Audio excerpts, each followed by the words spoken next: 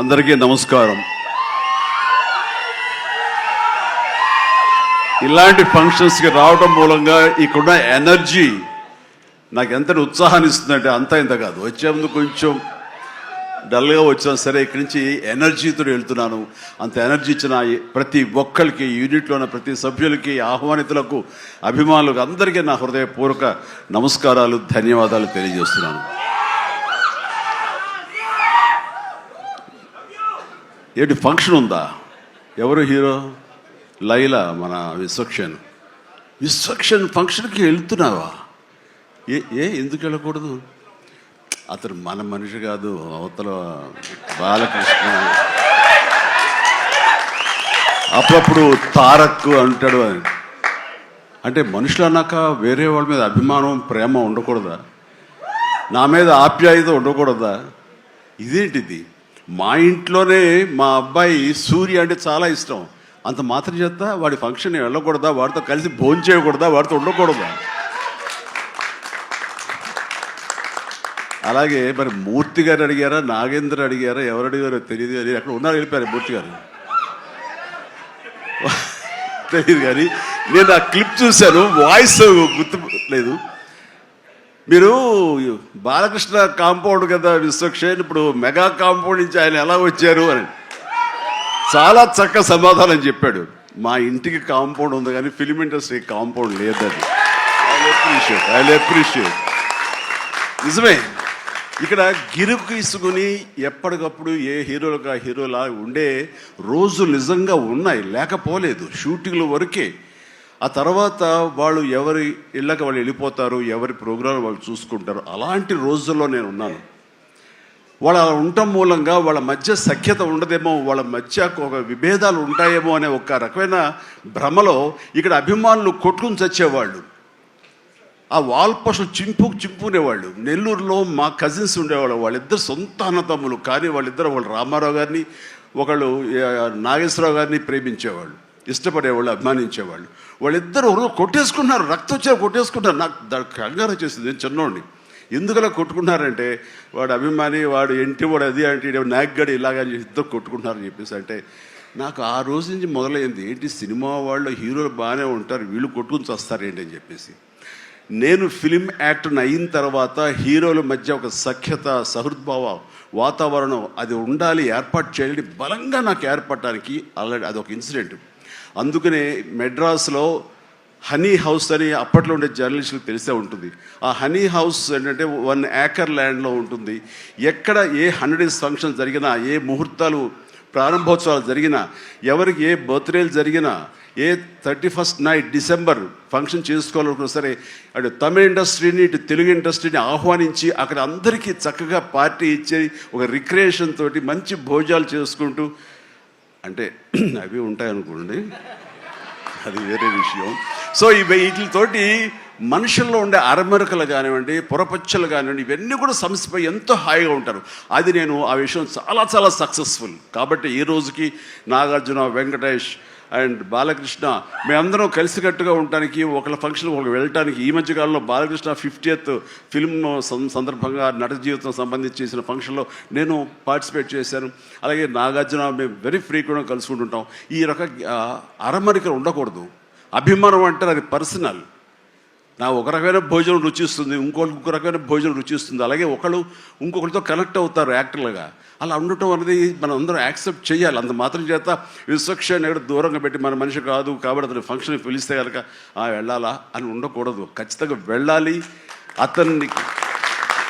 అతను మన ఈ ఇండస్ట్రీ మనిషే, మనలో ఒకడు, మన కుటుంబ సభ్యుడు అన్న భావం, అన్న మెసేజ్ మనం ప్రివేల్ చేయాలి.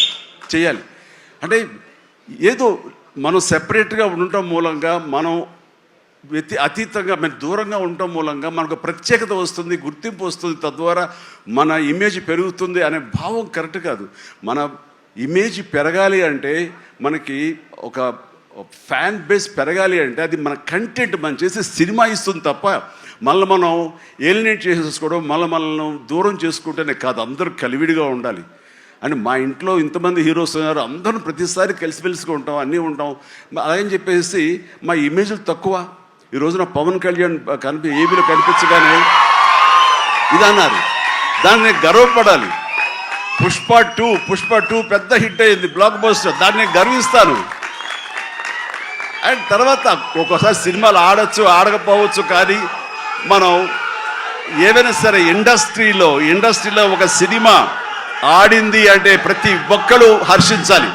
ఎందుకంటే ఒక్కొక్క సినిమా గురించి, ఒక సినిమా ఆడిందంటే ఎన్ని వందల మంది, వేల మంది, లక్షల్లో కార్మికులు కానివ్వండి, పరోక్షంగా ప్రత్యక్షంగా వాళ్ళు దాని మీద ఆధారపడతారు, బతుకు జీవనం వెళ్ళగలుగుతారు. కాబట్టి వాళ్ళ బతుకు తెరువు కోసం, వాళ్ళ భవిష్యత్తు కోసం, వాళ్ళ యొక్క జీవితం కోసం మనం ఖచ్చితంగా హిట్ సినిమాలు చేయాలి. ఒక హిట్ ఎవరికి ఏ హీరోకి వచ్చినా సరే అందరం ఇవ్వాలి, అందరం ఆనందపడాలి.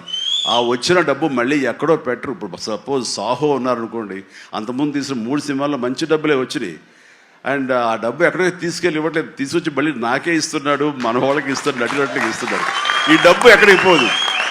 అండ్ భగత్ సింగ్ కేసరి సినిమా చేశాడు, లాభించేసాడు, ఇంకా మనకు లాభం లేదు అని వేరే గ్రూపు, వేరే కాంపౌండ్ అనుకుంటే, నాకు అతను ఇచ్చిన అడ్వాన్స్ ఎక్కడి నుంచి వస్తుందండి? అతను ఇచ్చిందే కదా. అది రావాలంటే అతను మంచి భవిష్యత్తు కోరుకోవాలి, అతను గుడ్ విషెస్ తెలియచేయాలి. అందుకని ఇండస్ట్రీలో ప్రతి ఒక్కళ్ళు ఒకళ్ళనొకళ్ళు అవినాభావ సంబంధంతో ఒక కుటుంబ సభ్యుల్లాగా ఉన్న రోజున ప్రతి వాళ్ళు గొప్పగా చెప్పుకుంటారు, ఆనందంగా ఉంటుంది. అదే అందుకనే ఆ ఆనందం పొందడం కోసంగా, ఆనందం ఇవ్వడం కోసంగా ఈ రోజున మన హీరో విశ్వక్షేణ్ నా దగ్గరకు వచ్చి అడగగానే సాహు గారు కూడా వచ్చారు. ఆ రోజున వచ్చినప్పుడు వాడు సాహు నాకు తెలిసిన ప్రొడ్యూసర్, కావాల్సిన మనిషి, నా ఫ్యూచర్ సినిమా అతనే ప్రొడ్యూస్ చేస్తున్నాడు అనిల్ రావిపూడి గారితో. అండ్ డెఫినెట్గా వస్తాను, అయితే ఏ రోజు అనేది ఒక్క నాకు ఇవ్వండి అని చెప్పేసి టైం తీసుకుని 24 hours తర్వాత ఇది చేయడం జరిగింది. అండ్ మరి ఐ థింక్ ఆ మధ్యలో ఎవరు ఏవి ఇక ఆ కాంపౌండ్ ఈ కాంపౌండ్ అంటారని నేను అనుకోను. ఇక ఒకటే కాంపౌండ్ అంతే ఇండస్ట్రీది, దట్స్ ఇట్.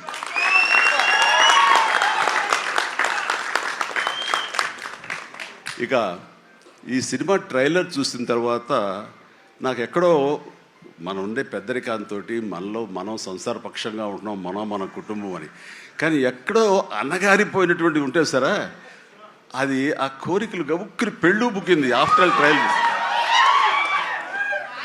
మనిషి కొంచెం మోటుగా ఉన్నాడు, ప్రౌఢలాగా అనిపిస్తున్నాడు, కానీ గ్లామర్ తగ్గలేదు, కసుక్కని అనిపిస్తున్నాడు. ఈ అమ్మ అసలు అది విశ్వక్షేణ్ కాకుండా నిజంగా ఆడపిల్ల అయి ఉంటే ఎక్కడో గుండె జారి కొంచెం గల్లంతయ్యేదేమో అనిపించింది ఆ మురుగు నాకు. అంత గ్లామర్గా ఉన్నాడు. నేను చేశాను ఆ సినిమాలో, తర్వాత నరేష్ చేశాడు, అలాగే రాజేంద్ర ప్రసాద్ గారు ఇంకో సినిమాలో చేశారు. ఇవన్నీ కూడా బాగా ఆడినాయి. ఇందాక ఆయన చెప్పినట్టుగా, మన అనిల్ రావిపూడి గారు చెప్పినట్టుగా అన్నీ కూడా మంచి హిట్స్ అయినాయి. ఈ సినిమా కూడా ఖచ్చితంగా హిట్ అవుతుంది. అది హిట్ అవ్వాలని కోరుకుంటున్నాను. హిట్ గ్యారంటీ ఈ సినిమాని. అంటే ఒక హీరో అంత రగ్గడగా, అంత టఫ్గా, అంత మొరటుగా ఉండే మాస్ మనిషి అంత నాజుగ్గా నవనవలాడుతూ ఛాన్స్ దొరికి పక్కన ఉండుంటే కనుక బుగ్గ కొరికే అనిపించే అంత ఫీలింగ్ ఉంది. అంటే అండ్ డెఫినెట్లీ ప్రతి వాళ్ళు ఆ కోరిక తీర్చుకోవడం కోసంగా, చూసుకుంటూ ఉండడం కోసంగా వెళ్తారని అనుకుంటున్నారు. ఖచ్చితంగా వెళ్తారు, ఆనందిస్తారు. అండ్ విశ్వక్షేణ్ అటు మాస్గా చేశాడు, ఇటు క్లాస్గా అమ్మాయిగా రాణించేలా బాగా చేశాడు. అండ్ కథాంశంలో రామ్ నారాయణ డైరెక్టర్ చాలా ఎంటర్టైన్మెంట్ తోటి కామెడీగా ఉండేలాగా మొత్తం చాలా బాగా చేశాడని సాహు వాళ్ళు చెప్తుంటే కనుక ఎక్సలెంట్. ఈ రోజున అది కావాలి.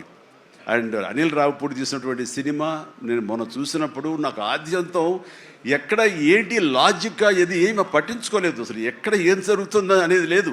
మరి మన పెద్ద ఆయన ఏం రాశారో తెలియదు, కానీ దాని మీద రివ్యూస్ ఎలా ఉన్నారా? ఆయన ఏం రాశారో నేను చూడలేదు, కానీ నా లాజిక్ అది పట్టించుకోకపోతే మాత్రం ఆద్యంతో సినిమా నేను నవ్వుతూనే ఉన్నాను, వెంటనే అవుతూనే ఉంది. వెంకటేష్ గారిని వీళ్ళంతా చేశారు. అదే రీతిలో ఈ సినిమా మన రామ్ నారాయణ గారు అదే రకంగా తీస్తారని చెప్పేసి ఎక్కడ ఊపిరి సలుపుకొనివ్వరు, ఎక్కడ లాజిక్ ఆలోచన పెట్టనివ్వరు, బ్రెయిన్ ఉపయోగించనివ్వరు. కేవలం హృదయంతో ఈ సినిమా చూస్తూ ఈ సినిమా ఆద్యంతో ఆనందంగా ఉంటుంది, ఎంజాయ్ చేస్తారని అనుకుంటున్నాను. అండ్ విశ్వక్షేణ్ ఖచ్చితంగా ధైర్యంగా ఉండి ఏం కాదు, ఈ cinema block buster. Ram Narayana God bless. And తర్వాత ఈయన కరాటే రాజుగారు అంటారు. ఈయన పదిహేడు 18 ఏళ్ళు అయిపోయిందేమో కదా. ఆ టైంలో నాతో పరిచయం, ప్రజారాజ్యంలో ఆయన ఉండి ఆయన ఒక రాజకీయగా జై జై జై జనసేన, ప్రజారాజ్యం మారిపోయింది.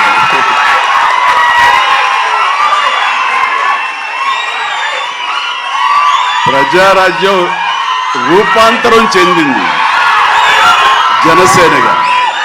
I'm very happy. ఆ రోజున పొలిటికల్గా తను రావాలి అని, పొలిటికల్ ఎదగాలని తన ఇంట్రెస్ట్ అని చెప్పినప్పుడు నేను వెంటనే ఆయనకు అవకాశం ఇవ్వడం జరిగింది. బట్ పరిస్థితులు ఇంకోలాగా ఉండేది. అలాగే అప్పటి నుంచి నాతోటి సత్సంబంధాలు ఏర్పరచుకున్నాడు. వాళ్ళ అబ్బాయి ఇట్లా సినిమాలోకి వస్తాడు అని కూడా చెప్పాడు. నేను వాళ్ళ ఇంటికి వచ్చినప్పుడు ఏదో పూజకు వచ్చాను ఒకసారి, అయ్యప్ప పూజకు వచ్చినప్పుడు. చాలా చిన్నవాడు అనుకుంటా విశ్వక్షేణ్. బట్ మరి ఎట్లా తనలో ట్రిగ్గర్ అయిందో, మరి అంత దూరంలో ఉన్న హాలీవుడ్లో ఉండి హైదరాబాద్లో సినిమాల్ని ఎలాగ ఆకర్షితులయ్యో తెలియదు. ఇంత నువ్వేనా అన్నమాట. దిల్షుక్ నగర్ అమెరికా దగ్గర అనిపిస్తుంది దిల్షుక్ నగర్ అంతవరకు.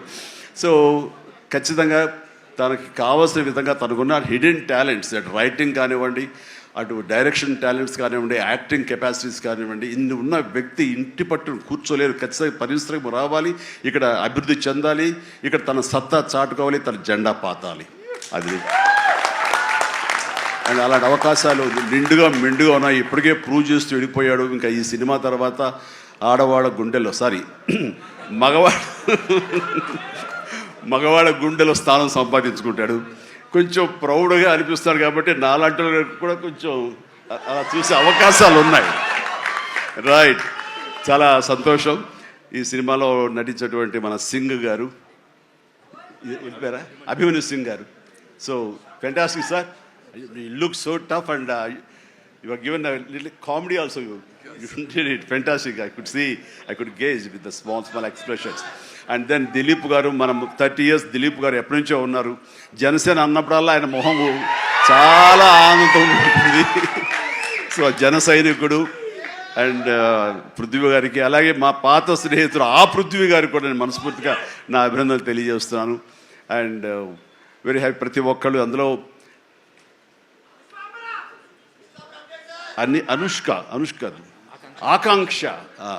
ఆకాంక్ష చాలా గ్లామర్గా కనిపించింది. అలాగే కామాక్షి, ఇక నేను మర్చిపోలేను పేరు. ఈ టచ్ ద్వారా ఇక తన పేరు మర్చిపోలేను. అందుకనే తను షేక్ హ్యాండ్ ఇచ్చింది. కాబట్టి ఇక థ్యాంక్స్ అమ్మా. కొంచెం అమ్మాయిల పేర్లు గుర్తుంచుకోవడంలో కొంచెం వీక్ నేను. Right. So you have a great future. Definitely you will come up. And Telugu industry definitely welcomes you for both of you. ఇక్కడ మన కామాక్షి ఏదో మాట్లాడుతుంటే నా చెవిలో గుసగుసలాడాడు. మన అనిల్ రావుపూడి ఏం చెప్తాడా ఏంటి మళ్ళీ ఏమి వినాల్సి వస్తుంది ఏంటి అన్నాను. కాదండి, మన దాంట్లో ఒక పోలీస్ ఆఫీసర్ క్యారెక్టర్ ఏదో ఉంది, అలాంటిది ఏదైనా అమ్మాయికి ఇస్తే బాగుంటుంది కదా అన్నాడు. ఓ శభాష్ అన్నాను. అంతే చెప్పింది, ఇంకేం చెప్పాలి మీరు. ఒట్టుగా ఇంకేమల్లా మీరు కుర్రోడు కదా గబుకుని ఏమంటుండే నేను వినాల్సి వస్తుంది, నా బాధ. అందుకని సో నీకు మంచి ఫ్యూచర్ ఉందమ్మా. Okay sir, right. ఇక ప్రతి ఒక్కళ్ళు ఇందులో ఉన్నారు. వీళ్ళందరినీ మనిషికి నా హృదయపూర్వక అభినందనలు తెలియజేస్తున్నాను. ఐఎమ్ సో హ్యాపీ అమ్మ మీరు అందరికి రావటం అన్నది. ఇది ఖచ్చితంగా పెద్ద హిట్ అవుతుంది అండ్ ఏమీ డౌట్ లేదు.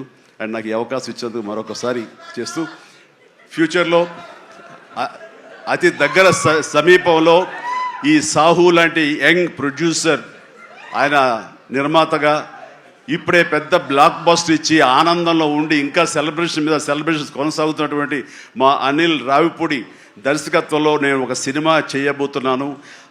అది లీక్ ఇచ్చాడు కాదుగా, చెప్పాడు కదా. ఓకే, ఇది మెగా అనౌన్స్మెంట్ అంట. ఓకే, అని చేయబోతున్నాను.